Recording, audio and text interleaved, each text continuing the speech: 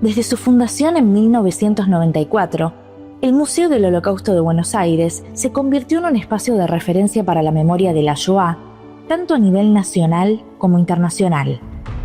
A 30 años de su creación, acompáñanos a conversar sobre el pasado, presente y futuro de nuestra institución. Esto es Nuestra Memoria Podcast, una producción del Museo del Holocausto de Buenos Aires. Hoy hablamos con... Me llamo Dani Mintzer, soy arquitecto, me dedico a construir edificios y soy rabino, dirijo actualmente la comunidad de Beitzman y participé de la realización del museo, así que súper feliz. Bueno, yo soy el arquitecto Daniel Becker, profesor de la Universidad Pública en Buenos Aires y en La Plata, y con mucho orgullo me convocó la Fundación Museo del Holocausto para hacerme cargo del proyecto del edificio, que junto con Dani Mintzer, un poco a la cabeza de la cuestión de la construcción, y todo un equipo de profesionales, museólogos, diseñadores gráficos, diseñadores de tecnología, obviamente historiadores, todo el equipo directivo de la fundación y sobrevivientes, juntándonos todos los miércoles, comenzamos este proceso arduo y súper apasionante que de alguna forma me transformó a mí. En este episodio, la arquitectura del nuevo museo. Bueno, Dani, contanos un poco, antes de hablar de la institución, ¿cómo fue tu vínculo con la temática del Holocausto? Bueno, te cuento, todos tenemos parientes, todos tenemos amigos y todos tenemos gente que de algún modo o nos recuerda o falleció o lo que sea. O sea, vos miras 2 generaciones para atrás de cualquier judío y se acaba. O sea, tus amigos no judíos tienen abuelos, bisabuelos, tatarabuelos, saben los nombres, saben dónde están, visitaron los pueblos, visitaron los parientes. Nosotros tenemos como un tapón. Y ese tapón a mí siempre me resultó muy, muy, muy incómodo. Y después preguntando un poquito, bueno, ¿qué pasa con la humanidad frente a un tapón de un pueblo? Nosotros tenemos un tapón, tenemos hasta el 40, después la nada, se fueron todos y después de repente volvemos nosotros. Entonces, ¿qué pasó con eso? Entonces siempre fue una temática que a mí me resultó particularmente dolorosa. Eso que yo no tuve ninguna, no tuve un testimonio de nadie, pero mi abuelo vino él de Rusia, todos los demás murieron. Mi abuela vino ella de Polonia, todos los demás murieron. Y mis amigos todos murieron. Entonces voy a decir, ¿qué es lo que está pasando acá? Entonces a partir de ese momento es como que uno empieza a preguntar, investigarse, aprender. ¿Cómo era antes o cómo fue tu vínculo con la temática del Holocausto? Mira, la temática en mi familia cruzaba, como toda familia judía no religiosa, como obviamente un drama en el cual uno se relacionaba casi tangencialmente, porque tal vez no era un tema para escuchar todos los días, porque te generaba como cierto escozor, como no lo puedes creer. Mis abuelos se vinieron antes de la guerra, entonces obviamente los que estuvieron en el Holocausto no están más y los que vinieron no la pasaron. Entonces no tenía un contacto directo, era casi como una historia. Hasta que empezás a darte cuenta que es algo más que una historia contada, que a partir de poder hablar con sobrevivientes, ver los videos, entender las historias, cuando te metes en el tema, empezás a darte cuenta que esto increíblemente pasó. Y eso sí te genera como un shock. Yo creo que el Holocausto, con todo lo doloroso que fue, claramente tiene, todos los que tenemos algo que ver con el Holocausto, de alguna manera, aunque sea por haberlo estudiado, por algún pariente o por algo, tenemos la obligación de mejorar la humanidad. Y nuestro modo de mejorar la humanidad es decir, mire, pasó esto, tengamos cuidado que no nos vuelva a pasar. ¿Y recordás cómo fue ese primer acercamiento con el proyecto de renovación? ¿Cuándo, cómo te acercás? Bueno, ahí ya me pongo el traje de profesional y empezás a ver las cuestiones, primero edilicias de un proyecto que tenía 2 memorias que preservar. Obviamente la del Holocausto y esa difusión, pero también en la memoria de un edificio patrimonial que tenía que preservar la memoria del propio edificio. Y a su vez contar la historia del Holocausto desde la perspectiva argentina. Y, hace unos 8 años más o menos, un amigo mío que se llama Alejandro Dosolets asumió la presidencia del museo. Todavía estaba la conducción anterior, todavía tenemos el viejo museo. Y yo me metí un poquito en la comisión, pero no sabía lo que hacer. Entonces yo digo, bueno, soy arquitecto, voy a ver si puedo ser útil en algo. Entonces lo que hice fue, dibujé los planos del museo. Entonces cuando dibujé los planos del museo, me di cuenta que teníamos un museo de 3.000 metros, un lugar, un inmueble de 3.000 metros cuadrados, y se estaban usando 600, 700. Entonces dije, bueno, tal vez si crecemos algún día, tengamos que usar 3.000 metros cuadrados. Y en ese momento, digamos, creo que en el 2017, por ahí, me llama un día Marcelo Minden, y me dice, Dani, vos tenés un proyecto hecho para el museo. Tengo un proyecto, tengo una idea de qué es lo que se puede hacer. ¿Cuánto cuesta? Y yo le dije, más o menos $4 millones hacer la obra. ¿Cuánto tiempo se tarda? Le digo, 3 años. 1 año para hacer las aprobaciones y 2 años para construir la obra.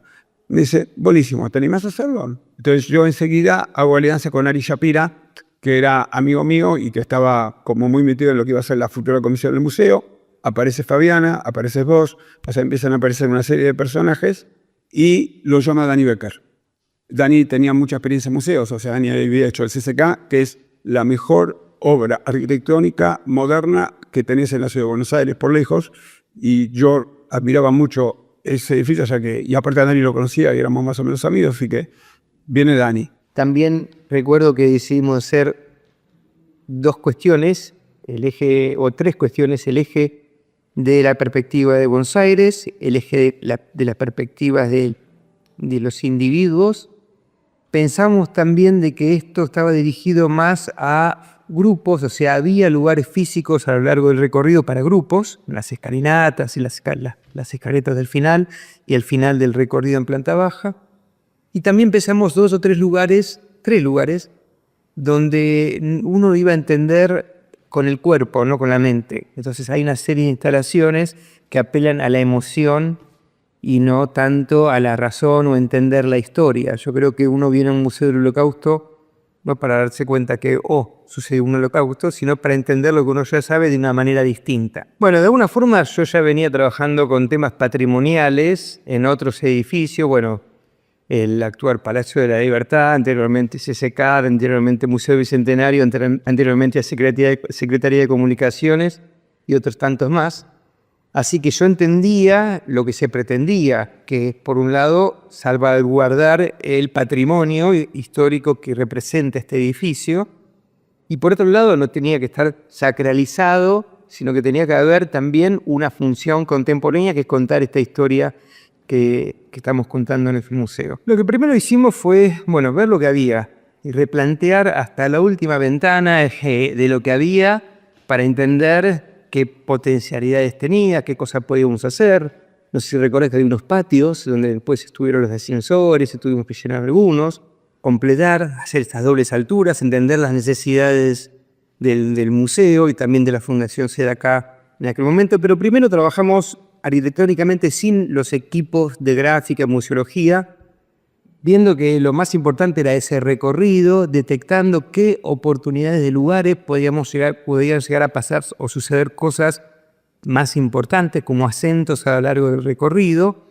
Y a partir de ahí empezamos las reuniones con todo el equipo los días miércoles en la sede de Belgrano, que nos habían prestado, en donde funcionaba transitoriamente el museo, para ir construyendo ese guión, cruzándolo con, obviamente, lo que decía el diseño gráfico, que había menos polución visual, el museo tenía sus temas y los historiadores querían colocar toda la historia. Bueno, y había que cruzar todas esas miradas con el hecho físico concreto. Siempre decíamos de que si hubiéramos contado toda la historia, el guión museológico que tiene el museo de manera analógica, hubiéramos necesitado 10 museos. O sea, estábamos muy motivados. Y bueno, la obra costó menos todavía de lo que habíamos previsto que se presupueste. Hubo mucho escepticismo, se inauguró el 1 de diciembre del año 2019. Un mes antes, noviembre del 2019, nadie pensaba que lo íbamos a terminar en fecha. Y bueno, el 1 de diciembre lo inauguramos, fue un momento muy emocionante para mí, o sea, me sentí tremendamente realizado. ¿Qué recordás del 1 de diciembre de 2019, ¿no? Del día de la inauguración? ¿Qué sensaciones te vienen al cuerpo de aquel momento? Mira, siempre nos pasa a los arquitectos en general, y me pasó muchas veces a mí, que cuando vos ves primero que vos no ves un día para el otro la obra terminada, la vas viendo terminarse. Pero hay un momento en que uno hace un parate, das un paso para atrás y empezás a ver qué pasó, qué es lo que te sucedió en todo ese proceso. Y nada de lo que paradójicamente uno había pensado es, y muchas veces es mucho mejor, porque uno no puede contar 100% el espacio o lo que uno hace con palabras. Las palabras nunca alcanzan. Y por eso ahora cuando vemos la cantidad de gente que hay y todo eso, sentimos que es para nuestra mente y para nuestro corazón, es una justa recompensa por mucho trabajo. ¿Okay? Si yo podía soñar con algo cuando me puse a hacer el museo, cuando vos te pusiste a trabajar en el museo, era con que íbamos a llegar a ver este momento y lo estamos viendo. No siempre uno puede ver aquello con lo que soñó. Y Dios nos está dando la alegría de poder ver aquello con lo que soñamos. Aparte, tuvimos la suerte de hacerlo en vida de algunos de los sobrevivientes. Entonces, qué sé yo, o sea, yo me le había prometido a Eugenia Unger que íbamos a bailar un bolerito el día de la inauguración, y cuando lo decíamos parecía que bailamos un bolero con Eugenia Unger el día de la inauguración. ¿Okay? Muchos de los sobrevivientes todavía están acá viéndolo, viendo este momento tan... O sea, es muy emotivo. Yo recién entré con Aida en el ascensor. ¿Okay? Y Aida es como, ya está como, tiene muy naturalizado su museo. ¿Okay? Pero son muchos los que tienen muy naturalizado su museo. ¿Okay? Y aparte el museo es como un ser vivo. O sea, inauguramos el testimonio de Sarah Rus, tuvimos la exposición de los armenios, de los testigos de Jehová, que fue tremendo. O sea, pasan cosas. O sea, el museo está vivo, el museo sigue creciendo. Es como cuando Dios le dice a Abraham, tus descendientes van a ser como las estrellas en el cielo. Pero todos los días se incorpora una estrella nueva. Pero la realidad es que, fue increíble. Por un momento yo sentí que el mundo iba a estar mejor. O sea, como que íbamos a hacer, que algo había pasado, pero el mundo estaba mejor, lo sigo pensando, pero en ese momento es como que me cayó la ficha. O sea, el mundo puede ser mejor. ¿Okay? O sea, de nada sirve hacer algo si uno se olvida del resto de la tarea. Entonces tenemos muchas cosas para hacer. Hace un ratito estábamos hablando de un problema y decíamos, bueno, pero esto no se va a poder arreglar nunca. Y se va a poder arreglar. Tenemos que intentar que se arregle.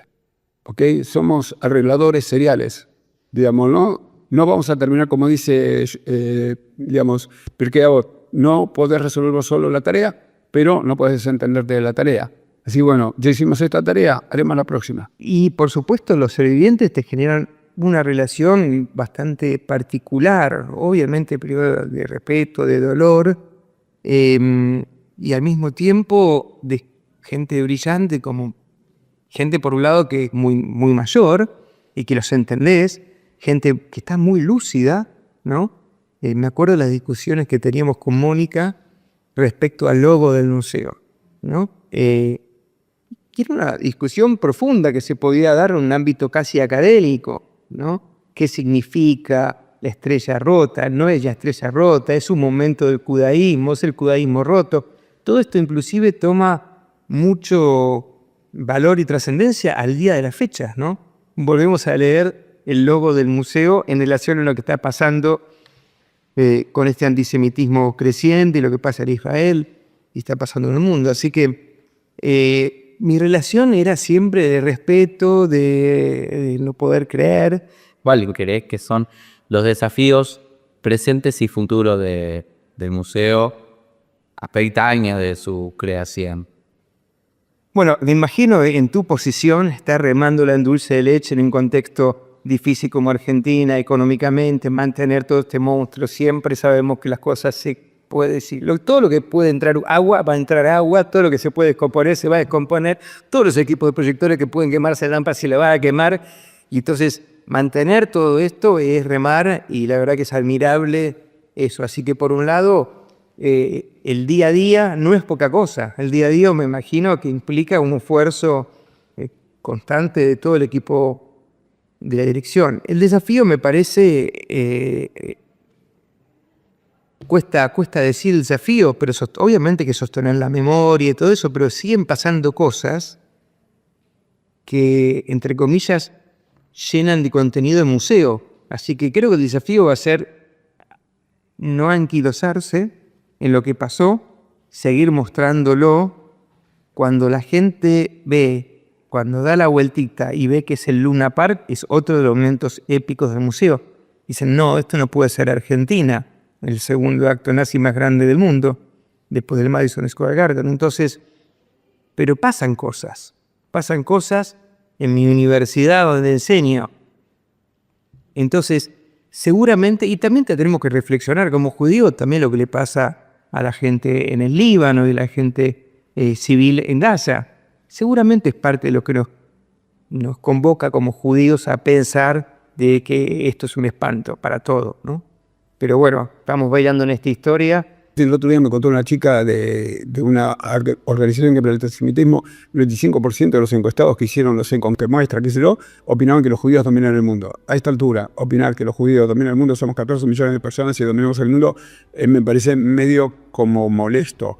Y de ahí en adelante todavía hay de todo. Entonces, yo creo que el trabajo que tenemos que hacer es impresionante.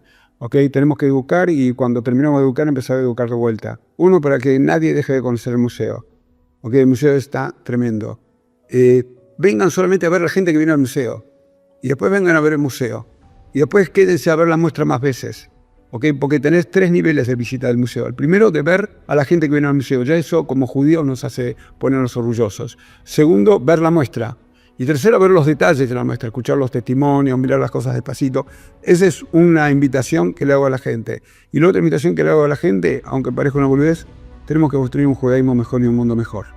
¿Okay? Tenemos que ser menos intolerantes, nunca tenemos que ponernos contentos con la desgracia del otro, cualquiera sea el otro, aunque odiemos al otro, no hay que ponernos contentos con la desgracia del otro, hay que evitar la desgracia nuestra y la del otro. No vamos a poder construir un mundo mejor si no somos lo lógico, más solidarios, más empáticos, más comprensivos. ¿Okay? No tenemos que cejar en hacer la batalla. O sea, el museo es un ejemplo de cómo se deben hacer las cosas. Hagamos las cosas de este modo.